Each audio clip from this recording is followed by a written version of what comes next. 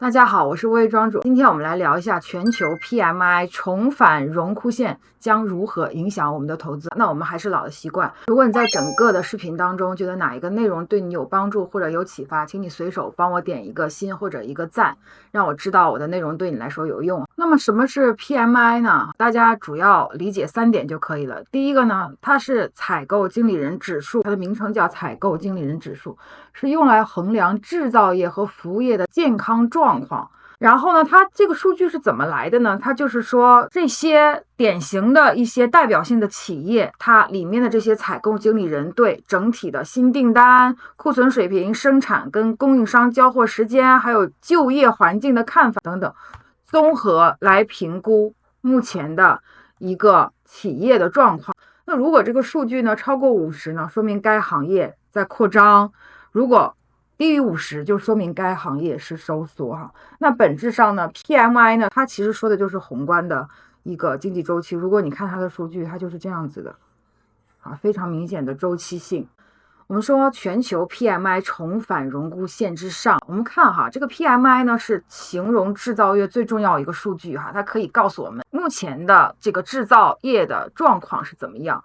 那它有一条荣枯线，高于这个50呢，就说明经济状况还不错哈，制造业的状况还不错。如果低于50呢，说明什么？说明它这个制造业在萎缩哈。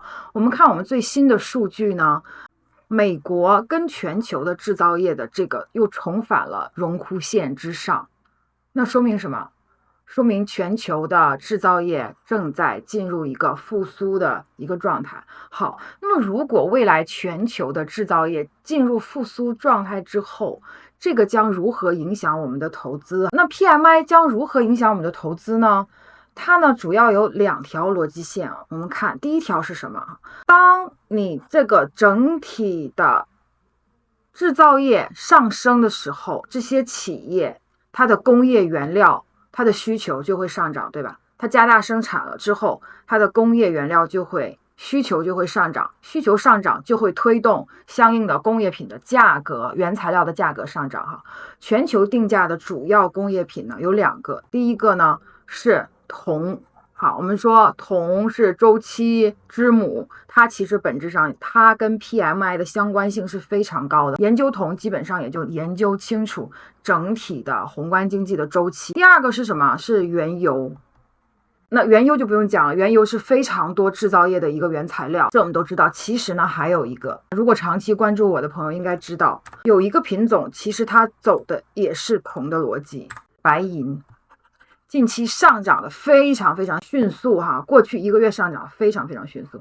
我们说白银呢走2个逻辑，一个是黄金，一个是铜。黄金代表的什么？代表货币属性哈。我们说古代还有银作为货币是吧？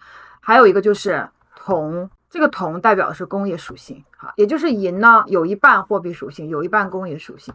所以当工业往上走，制造业往上走的时候，铜往上走，其实也会影响银往上走。好，那我们说工业品的价格会上涨，就是商品价格会上涨。然后我们再看原油也是这样，你看跟它是高度相关的。我们说第一条逻辑线会引起2个结果，第一个就是商品的价格的上涨，第二个就是资源股上涨。那大家肯定就有疑问了，说你讲商品上涨讲了好久了哦，那你这一次上涨，这一次这个逻辑跟其他有什么不一样？我们之前讲的商品上涨是商品周期哦，是长周期的商品周期，而这次讲的是短周期，是库存周期的影响。我们说有长周期对它有影响，短周期对它也有影响，对吧？我们说周期是相互嵌套的嘛。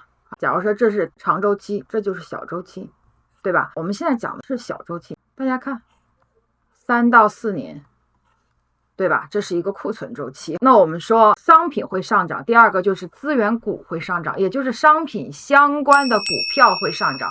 这也就是为什么近期大家会经常听到讨论资源股的行情。那我们说第一条逻辑线呢是从商品来的，那第二条逻辑线是什么？第二条逻辑线呢，第一条逻辑线的本质呢是原材料，第二条逻辑线的本质呢是产成品出口。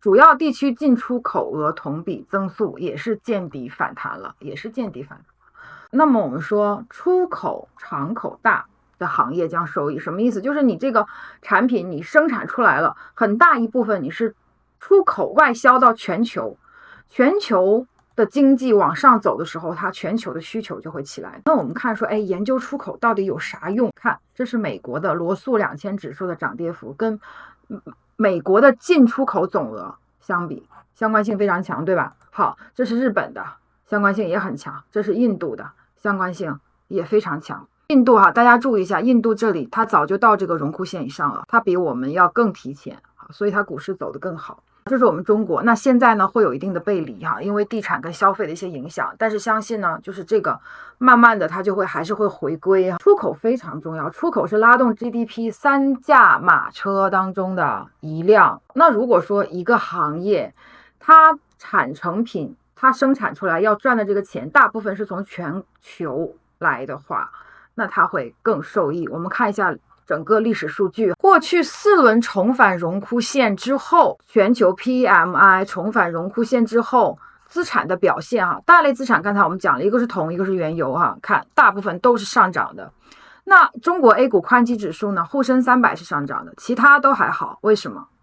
大家想一下，知不知道原因？长期关注我们的朋友肯定知道我们说 A 股呢，3类资产大家一定要刻骨铭心记下来。3大逻辑，第一个逻辑，第一类资产是什么？是红利相关的今年去年都会跑得比较好，它基本上是垄断行业的它的业绩是固定的。第二个是什么？是跟宏观经济周期相关的，这一类呢，比如说白酒消费这些都是跟宏观相关的，包括港股的恒生科技都是跟宏观相关的。再一个就是跟他自己相关的，也就是说他自己的科技产业周期什么的。那我们说这一次全球 PMI 说的是这个东西，对吧？那我们用常规的思维来说的话，我们说跟宏观经济最相关的宽基指数就是上证50跟沪深300，对吧？我们看是不是这样？看沪深300全线只有2个没有，全线都是飘红的，它的概率更高一些。那我们说还有一个就是刚才我们讲的这个资源股资源股也是大部分都是红的。那我们说出口受益的行业就是第二条逻辑线出口受益的行业，第一个就是家用电器，看全部都是红的，全线飘红为什么？因为它大部分的产品都销到了国外。大家如果在国外就会知道，家用电器很多都是从中国来的，质量又好，价格又便宜还有家居用品、机械设备、纺织、服装就更不用讲了，很多都是从中国Made in China。电子还有汽车相关的，就是说你这个行业你的产出品出口更多的话，当你全球的需求往上涨的话，那对你肯定是有益的嘛。那我们说呢，我们总结一下，我们说全球 PMI 就全球整个制造业重返荣枯线之后呢，对我们的投资有2条逻辑线的影响第一个就是说，当你制造业往上走的时候，你对你的原材料需求会更大，也就是商品价格的企稳。商品价格的企稳，也就是说生产这些商品的公司也会企稳，上游的资源行业。还有就是说，当你这个产出品大部分是出口的话，那你的出口行业会受益。那么这是今天视频的主要的结论。那么其实还有更重要的东西，我们说这次 PMI 重返荣枯线之后呢，美债收益率上行了。大家可能觉得说PMI 经济变好了，那么降息的概率就更低了，所以美债收益率上行了，美元也上行了，是不是这样呢？不是不完全是这样子。我们还有下一个问题，就是如果说美联储今年不加息了，市场会如何表现？今年市场都在交易降息，那这些交易降息的这些抢跑的资产是否有风险？都有哪些风险？我们下期视频就讲这个东西。